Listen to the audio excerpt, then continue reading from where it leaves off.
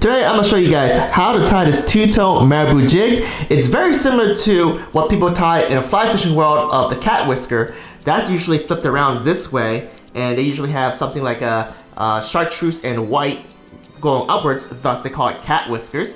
But in a jig format, I like to put my marabou in the bottom, just like this.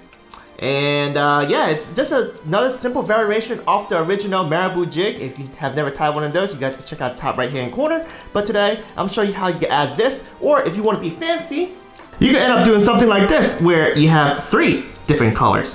So let's go. Let's talk about the materials you need to tie this jig today. First, you're gonna need a jig head, and right now I have a jig head that I have painted as well as added some eyes to my round jig head.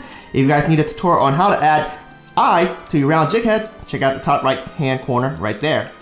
You're gonna need some marabou feathers. You're gonna need at least 2 different colors. You're gonna need some chenille body. I like to usually use something darker for the body.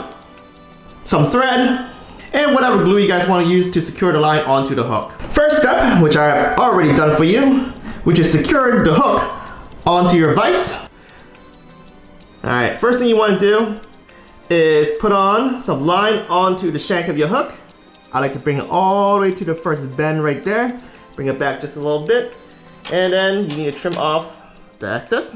Now, let's talk about the anatomy of this hook right here. So when you actually fish this jig head right here, right? The line's gonna tie right here. And if you see right here, I have the lighter color at the bottom and a dark on top. Well, this is exactly what you actually see in the real situation world. Like if you look at a trout or a bass, the top of the bass is a lot darker than the bottom of the belly of the fish. So with that said, what you want to do is for your top color, you want the top color to be darker, and then for your belly, you want it to be lighter. And again, where the eye of the jig, that's where you tie the line. Although this is on top, this is the bottom of the jig. So the first thing you want to do is tie the top part, which is your main body, which I will start off with a dark color. And I'm using green pumpkin for this tutorial. I take my marabou, and what I want to do is I want to measure about the same length of the shank of the hook, just to the bend. And then I'm going to line that where I'm going to tie it. Do 3 wraps to secure it. Then you want to adjust your marabou, and then secure it some more. Trim off your extra on the back. Tie that down.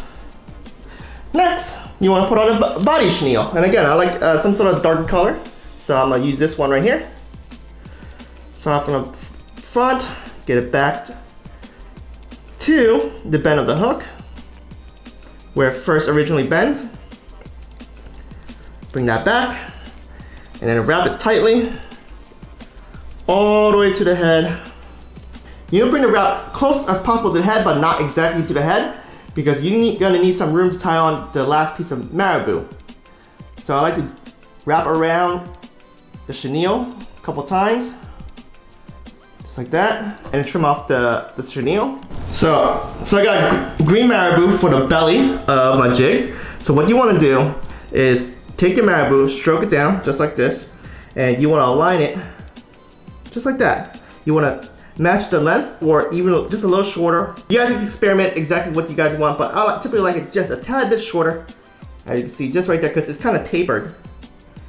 And I hold it right on top there. Do 2 loose wraps, and then make sure you readjust. Okay, make sure you get that spread really nicely. Do a few more wraps. Then trim off your excess. Now you just want to build that head up, the wraps, secure everything down.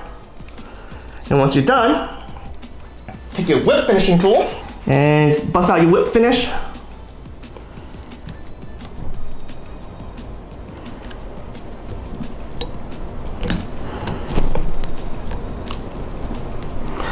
And then you add your fair cement, and there you have it. Check that bad boy out, eh? And if you guys want to tie an extra color, what you have done is, if you have a rotary vise, is rotate your vise around just like that. And before you did your whip finish, after you tied your bottom hair on, you would have tied another color on top. And then you would whip finish it, and you would have 3 colors, just like this thing right here.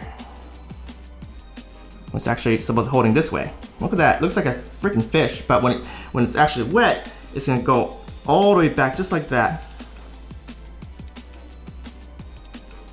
I hope you guys have enjoyed this tutorial. I hope this design will catch you guys a lot of fish, as I've caught me a lot of crappies and trout. And heck, I'll probably be doing some pickerel fishing and some bass fishing in the winter because hair jigs are awesome in cold water conditions. If you guys like this tutorial, make sure you guys hit the like button. Leave me a comment what you think about this lure. Until next time guys, tight line.